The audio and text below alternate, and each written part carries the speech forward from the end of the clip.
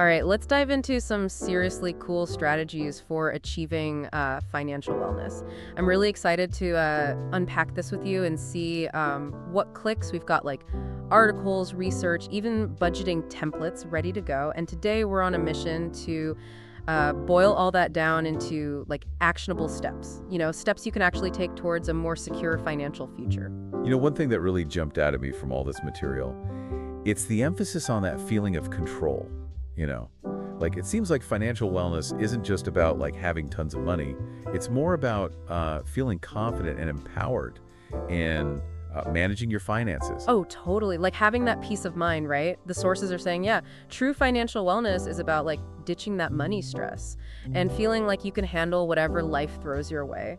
One source even called it having a winner's mindset. What do you think that actually means? Well, it's not about, like, magically knowing which stocks to pick. It's more about having the right attitude and practices that set you up for success with money. Your sources talk about things like shifting how you think about money, setting clear goals, and focusing on progress, not perfection. Oh, and always being open to learning more, too. Yeah, that makes a lot of sense. So this winner's mindset, it's more than just like thinking positive, right? It's about actually changing those negative thoughts. Like instead of, ugh, I'm terrible with money, and more like, hey, I'm learning and getting better. Exactly. It's like realizing everyone starts somewhere and that you can get better at managing money over time. Speaking of starting somewhere, one source had this really practical plan. It's like a 3 to 6 month plan for building financial security. Want to take a closer look at that? Yeah, for sure. Let's break it down. So month one is all about like assessing and organizing, right? They recommend using budgeting apps like Mint or YNAB to track your spending. Those are great. That I also saw one source had budgeting templates from, let me see, https://www.beacons.ivongo's Wellness Vault Digit. Oh yeah, and it's cool how they approach those templates. They're all about like really diving deep into your spending habits, finding those areas where you might be overspending without even realizing it. That self-awareness is super important for making real changes. Yeah, like plunging those little leaks in your financial boat, right? But it's not just about tracking spending. Month one's also about getting a clear picture of your overall financial situation. Right, and for that, your sources highlight calculating your net worth, which is just what you own minus what you owe. Having that number in mind, it helps you set realistic goals, which is another big part of month one.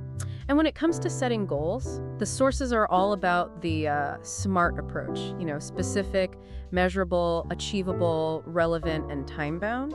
It's about moving away from those vague wishes and getting really specific, like what you want to achieve and by when. Yeah, like creating a financial roadmap, with clear destinations in mind. So once you've got your spending tracked, net worth figured out, and SMART goals set, you're ready for month two, which is all about budgeting and building an emergency fund.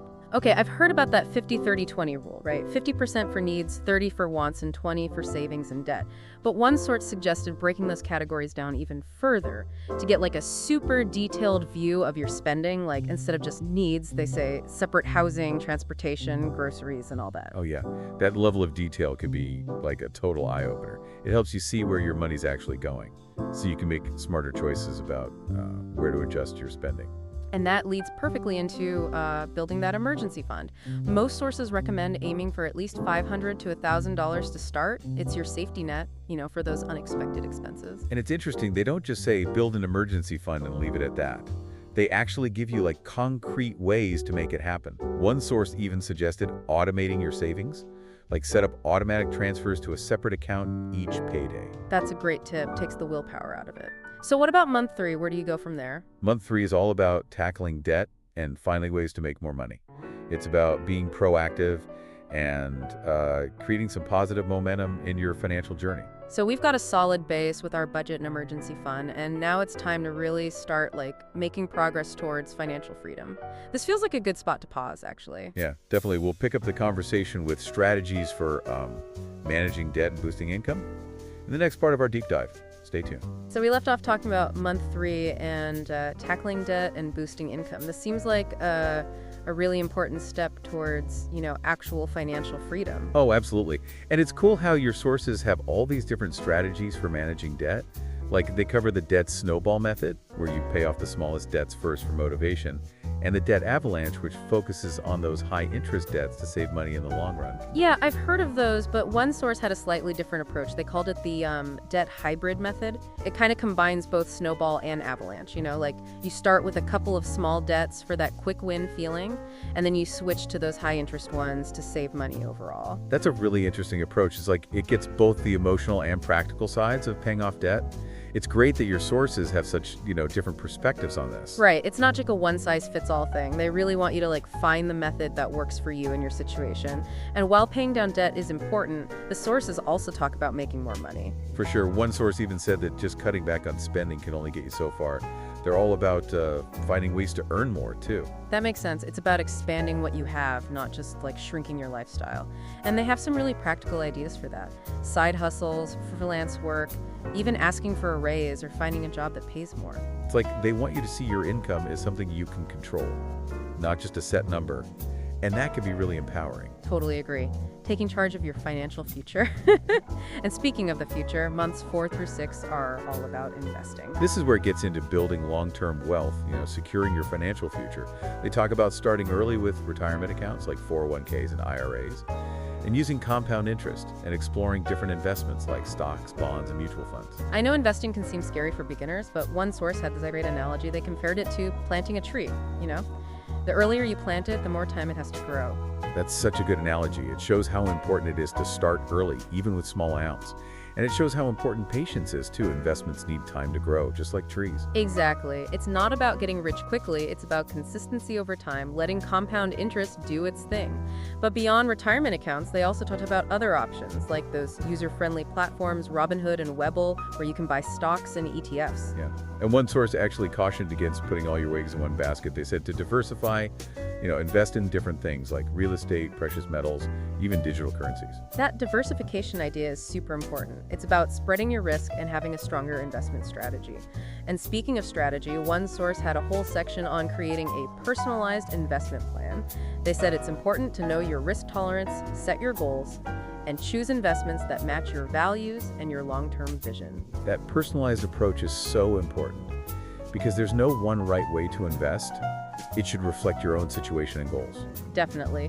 And the cool thing about this 3-6-month plan is that it takes you through each step, from the basics to more advanced things like investing. But what about staying motivated through all of this? Financial goals take time, and it's easy to get discouraged along the way. That's a great point. Motivation is key for reaching any goal, especially financial goals, where you don't see the results right away. So let's see what your sources say about staying motivated on this journey. We were talking about staying motivated, right? This is a long game, not a quick fix. And it's easy to lose steam when you don't see results immediately. So what did your sources say about, sticking with these long-term goals? Well, one source was really big on visualization. They suggested creating a vision board, or even writing a letter to your future self, describing the financial security you want. The idea is to make those goals feel more real, more emotionally connected. I've heard of vision boards, but I never thought about using them for financial goals. It's a really interesting way to make those aspirations feel more concrete, Exactly. It's like taking those goals out of your head and putting them out in the world. And another thing that resonated with me was finding an accountability partner, like sharing your goals with someone you trust and having them check in on you. It can really make a difference in, staying on track. Yeah, like having someone in your corner, someone who believes in you and wants to see you succeed. And speaking of success, the sources also talk about celebrating those milestones, like paying off a credit card, hitting a savings goal, or just sticking to your budget for a month. Those little wins can keep you going and reinforce those good habits. It's interesting how much the sources focus on the mental side of financial wellness. It's not just about the numbers, it's about how our thoughts and feelings affect our money choices. Totally. It seems like true financial wellness needs that whole person approach, addressing both the practical stuff and the mental stuff. Out of everything we've talked about today, what really stood out to you? For me, it's that focus on mindset. It's easy to get caught up in the technical parts of budgeting and investing, but really, our beliefs about money have a huge impact on what happens. Building that winner's mindset, believing you can learn and grow, setting clear goals, and taking action, that seems like the foundation for everything else. Yeah, I totally agree. And, this whole deep dive has shown that there's no one right way to do this. It's about finding what works for you, your values, and your situation. Absolutely. The sources we looked at give you a great roadmap, like a toolbox. But it's up to each person to choose what works for them and build a plan that fits their goals. So, as we wrap up our deep dive into financial wellness, I want to leave you with this. What's one small step you can take today to start building that financial security you want? Maybe it's setting up a budget, tracking your spending, or just shifting your mindset, from I can't to I'm learning. Remember, even the smallest actions can make a big difference over time. Your financial journey is yours to create, and you have the power to shape your financial future. Keep learning, keep growing, and keep taking those steps towards your goals. Until next time.